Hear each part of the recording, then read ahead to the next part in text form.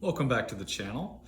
And in our last video, we talked about the 3 measurements that you would need to bore your own hammers for an upright piano.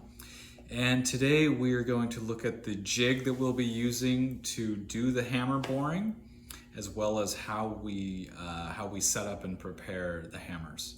So let's get started.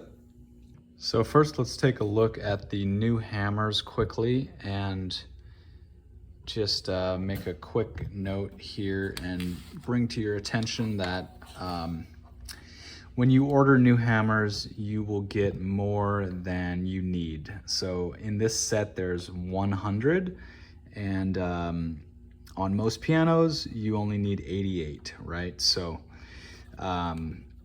so there's some hammers that you can leave off, and it's a little confusing at first. When you first get these, you might be like, well, do I start with number 1?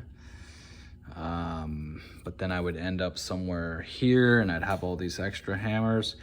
The reason they do it this way is to give you some flexibility, because different pianos have different numbers of hammers in the bass section. And you can also make some decisions about the size of the hammer that you want to start with. So on this piano, it is a 30-note bass, and they give you 33. There's 33 bass hammers. Right here, it moves over here, but you'll notice it's a longer hammer. So this is actually not for the bass section, so be careful. Be careful of that. You can't just start anywhere, because there is a limited number of bass hammers. So we are going to be leaving off 3 hammers. And what's nice about this is you can use these to test your jig for drilling, or boring as they call it, which we will we'll get to right now. So this is the jig setup. This is also from Renner USA, and it's a really awesome tool. And in the last video, we talked about the 3 measurements that you need to bore your own upright piano hammers. And here they are again. We have bore length, rake angle, and boring angle for 6 sample hammers. And you can see here all 3 of those measurements you can set with this jig. So right here you'll see there's a lock nut and washer, and then here there's a slide ruler. So we've set the slide ruler to 57 millimeters. The next one was rake angle, and that is set right here. That's gonna tilt this bar here, where your hammer's gonna sit here. You can adjust the angle this way, and you can see right here we want an 84-degree rake angle, so we are going down 6 degrees from that 90 or 0 position. The way you do that is on the back of the jig, there's a lock nut, and then there's a pin right here that you pull out. And then finally, we have our last but definitely not least, our boring angle, and that is set right here with these measurements. This rotates this entire jig, and that's how you get your angle for your angled hammers. And you see here we have B, that's for bass, T is for treble. We're gonna start with the bass hammers, so we want to go towards the bass side here. Now I've already done a few sample hammers, as I said, but I'll just show you here. This is the hammer's going to pop in right here. Make sure that it's seated against this bar here and that it's seated against this point here, because that gives you your bore length, which is from the tip of the hammer to where the hammer shank enters in.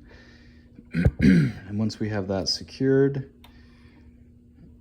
you can drill, usually with a 7/32 of an inch drill bit, but in this case, this is a smaller upright piano and the hammer shanks are a little bit smaller. So be sure to check your drill bit size.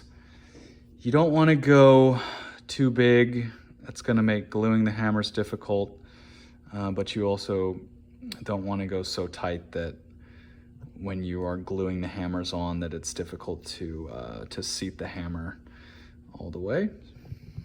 Also make sure that you secure your boring jig to your drill press somehow. So I've created a little clamp block here that sits over the base, and right here you can't really see, but there's a piece of like 80 grit sandpaper right here. So when I tighten this down, this jig is not going to slide back and forth.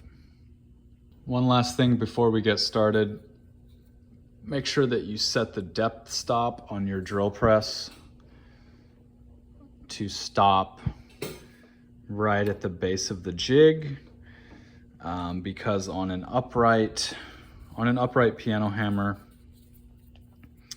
you do not want to drill all the way through the hammer molding like you do on a grand piano. You just want to go to right about to the end, but not all the way through. All right, so we've done some tests and we're ready to get started. This is the first official hammer of our 30-note bass, and I've double checked my jig. Everything looks good. All the lock, everything is tightened down, and we're ready to go.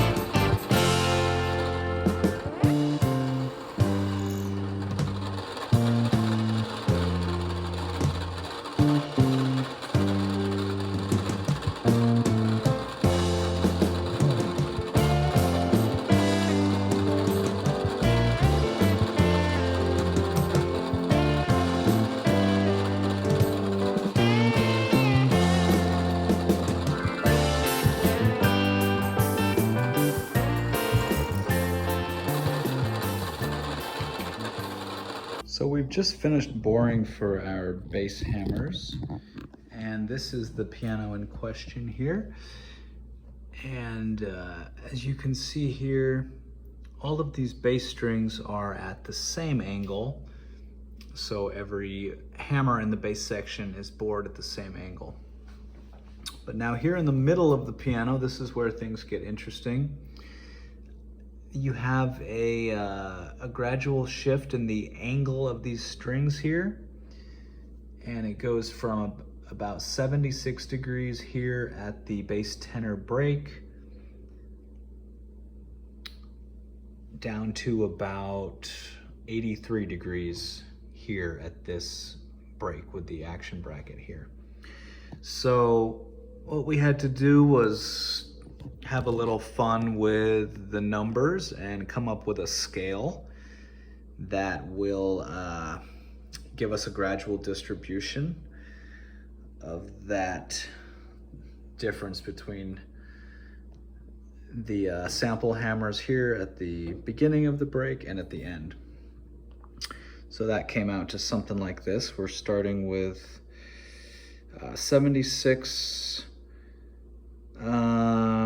degrees and going up to 83 degrees.